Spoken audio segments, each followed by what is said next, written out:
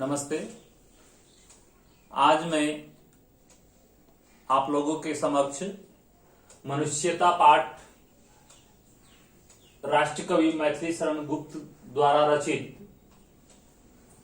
कविता को लेकर आया हूं, जो ये दूसरा भाग है।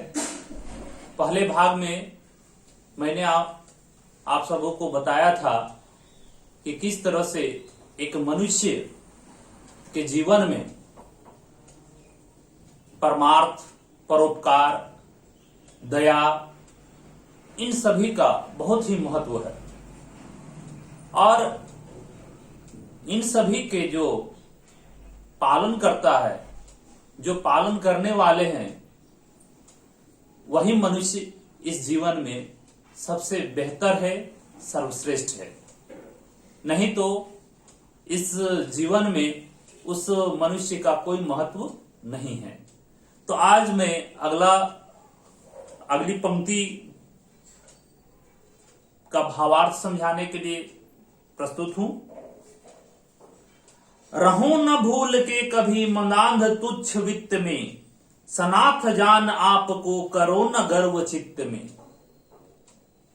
कवि कहते हैं कि तुच्छ धन प्राप्त कर लेने से, वित्त का मतलब होता है धन, संपत्ति, कि कुछ लोग ऐसे होते हैं जो थोड़े से ही धन संपत्ति प्राप्त कर लेने से उसके अंदर अहंकार, घमंड पैदा हो जाता है। उनको लगने लगता है कि मुझे कोई और जरूरत नहीं है, लेकिन ये उनका भ्रम है। सनाथ जान आपको करो न गर्व चित्त में। कभी भी यदि धन संपत्ति मिल जाए, चूंकि धन संपत्ति अस्थायी होता है और धन संपत्ति के मद में चूर होकर हम यह मानने लगे कि हमें और किसी की कोई आवश्यकता नहीं है, तो ये उनका भ्रम होता है। इसलिए कहते हैं कि कभी अपने संपत्ति, धन पर कभी घमंड नहीं करना चाहिए। अनाथ कौन है यहां, त्रिलोकनाथ साथ हैं, दयालु दीन बंधु के बड़े विशाल हाथ हैं। कवि कहते हैं कि अनाथ यहां कोई नहीं है। अनाथ कौन है? इस दुनिया में त्रिलोकपति यानी तीनों लोकों के अधिपति ईश्वर हमारे साथ है। कभी भूल कर भी नहीं सोचना चाहिए कि हम अकेले हैं, हमारा कोई साथ नहीं देने वाला है, ये नहीं सोचना चाहिए। चूंकि दयालु दीन बंधु के बड़े विशाल हाथ है। ये दीन बंधु जो है, दीन बंधु यानी ईश्वर, गरीबों को देखने वाले, उनकी सहायता करने वाले, अपने बड़े बड़े हाथों के द्वारा सबकी सहायता करने के लिए तत्पर है। इसलिए हम सभी को कभी ये नहीं सोचना चाहिए कि हम अनाथ है, हमारा इस दुनिया में कोई नहीं है। अतिव भाग्यहीन है अधीर भाव जो करे, वही मनुष्य है कि जो मनुष्य के लिए मरे।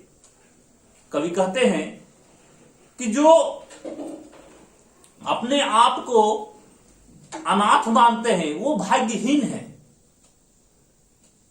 वे जो होते हैं अधीर हो जाते हैं कि हमारा इस दुनिया में कोई नहीं है, लेकिन ईश्वर हमारे साथ है।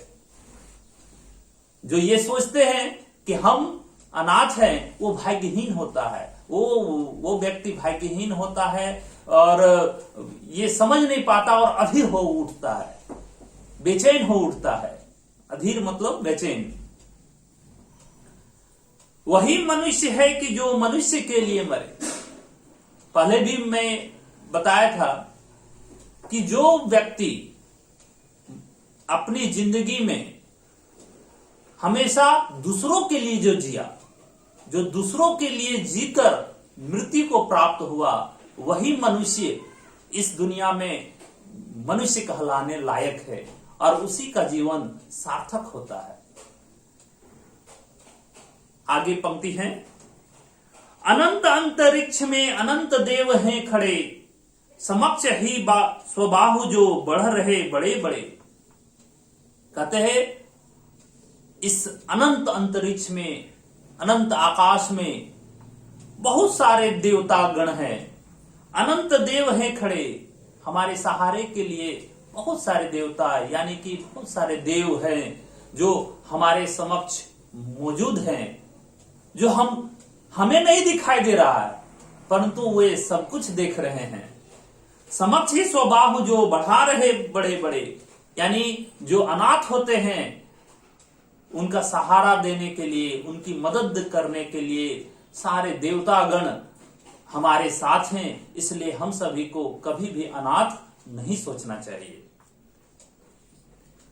परस्परावलंब से उठो तथा बढ़ो सभी, अभी अमर्त्य अंक में अपंक हो चढ़ो सभी। कवि कहते हैं परस्परावलंब मतलब यहां पर मैंने बताया था एक दूसरे का सहारा। परस्परावलंब यानी कि हम सभी को एक दूसरे का सहारा बनकर ही आगे बढ़ना होगा। यानी इस धरती में जितने भी मनुष्य हैं हम सभी भाई भाई हैं और हम सभी को एक दूसरे की सहायता करते हुए हमको आगे बढ़ना है। और अभी अमर्त्य अंक में अपंक हो चढ़ो सभी। अभी ही अमर्त्य, अमर्त्य यानी देवताओं के गोद, अंक मतलब गोद होता है, यहां पर दिया हुआ अमर्त्य अंक, देवता की गोद। यानी हम सभी देवता की गोद में, देवता की शरण में हैं, इसलिए हमें डरने की जरूरत नहीं है। हमारे साथ सभी देवतागण हैं और सभी उन्हीं के अंक में, उन्हीं की गोद में हैं और सभी की रक्षा करने के लिए वे तत्पर हैं। रहो न यो कि एक से न काम और कास्क सरे, वही मनुष्य है कि जो मनुष्य के लिए मरे। कहते हैं कि हमें कभी भी ऐसा काम नहीं करना चाहिए कि एक दूसरे से भिन्नता हो। यानी हर एक की सहायता करनी चाहिए, हर एक का काम होना चाहिए। किसी के सहारे के बिना ये हम सोचते हैं कि हम उसके बिना काम नहीं होगा, ये गलत है। इसलिए हम सभी को एक दूसरे की मदद करके, एक दूसरे की सहायता करके ही आगे बढ़ना होगा। वही मनुष्य है कि जो मनुष्य के लिए मरे। इस दुनिया में वही सबसे श्रेष्ठ मनुष्य कहलाएगा जो दूसरे के लिए जीता हो, दूसरे के लिए ही अपना जीवन समर्पित करता हो। फिर अगली पंक्ति है, मनुष्य मात्र बंधु हैं, यही बड़ा विवेक है। पुराण पुरुष स्वयं भू, पिता प्रसिद्ध एक हैं। यहां कवि कहते हैं कि मनुष्य जो इस धरती में जन्म लिया है वे हमारे भाई हैं। यानी वसुधैव कुटुंबकम, यानी इस दुनिया में, इस धरती में जितने भी लोग जन्मे हैं वे सभी हमारे भाई हैं। और ये जो सोच लेता है वही सबसे बड़ा ज्ञानी होता है। कहते हैं यही बड़ा विवेक है, जो यही मान लेता है कि इस दुनिया में जितने भी लोग हैं वे हमारे ही परिवार के लोग हैं, हमारा ही भाई है, तो यही उनका सबसे बड़ा ज्ञान है। पुराण पुरुष स्वयं भू, पिता प्रसिद्ध एक है।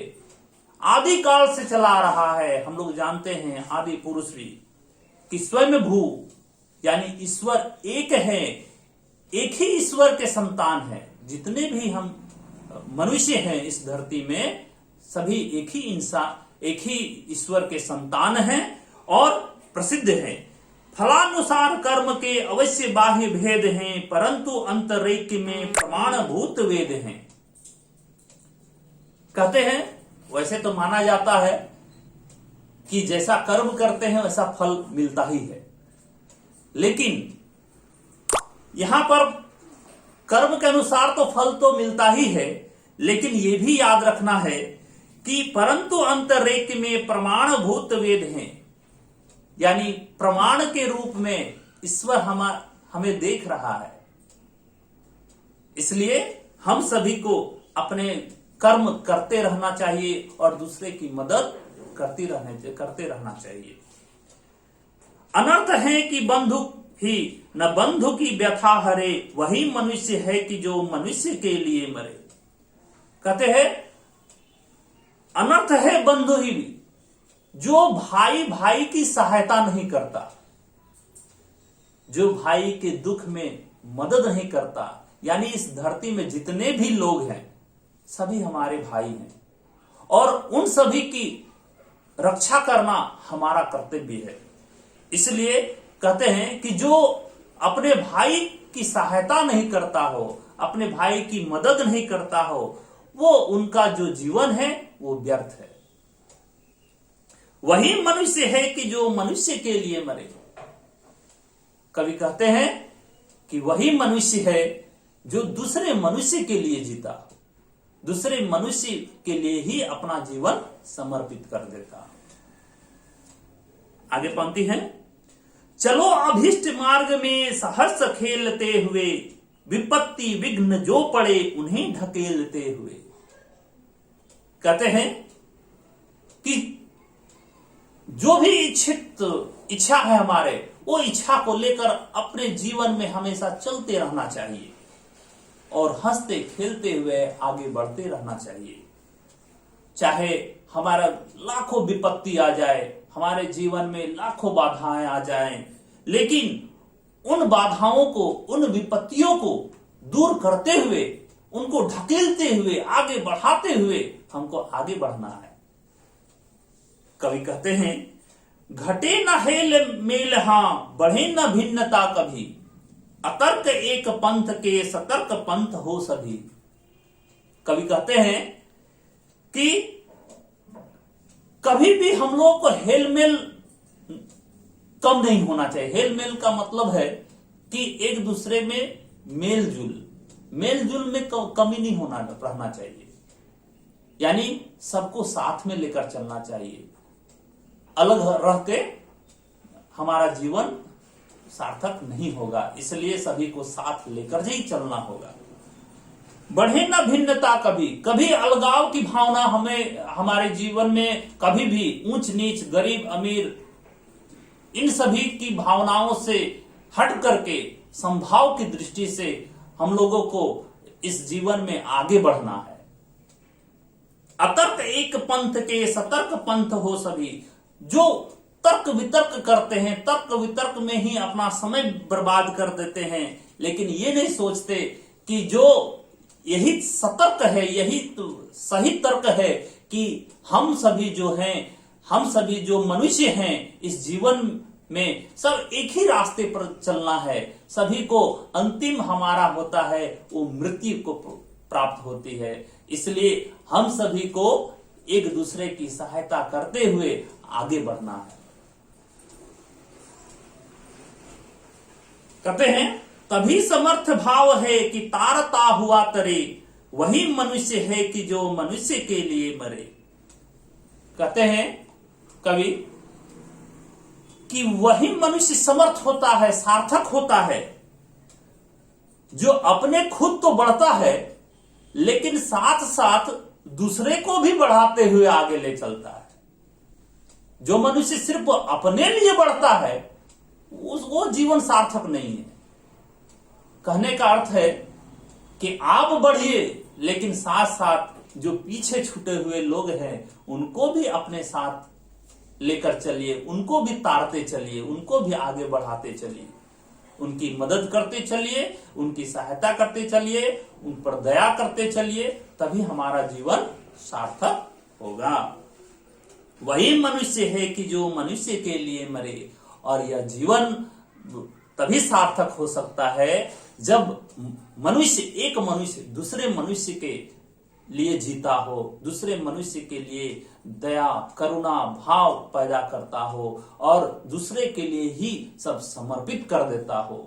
उसी का जीवन एक सार्थक जीवन कहलाता है।